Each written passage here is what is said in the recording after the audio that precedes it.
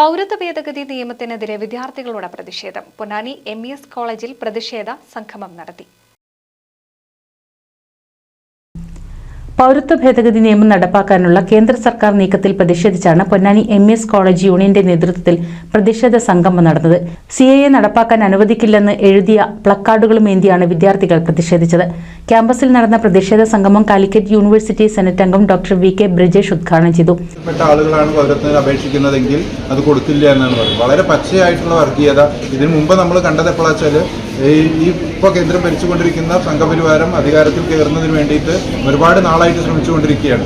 1947 ഈ രാജ്യത്തെ ഹിന്ദു രാഷ്ട്രമായി പ്രഖ്യാപിക്കാനുള്ള ശ്രമങ്ങളിലാണ് സംഘപരിവാരം ഏർപ്പെട്ടുകൊണ്ടിരിക്കുന്നത്.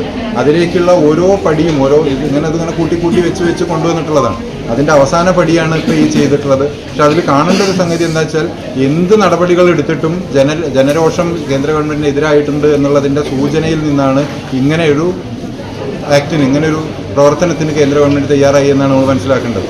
അധ്യാപകരായ സർഫറാസ് അലി, റിയാസ് പഴഞ്ഞു തുടങ്ങിയവർ സംസാരിച്ചു. NCV news Ponnani.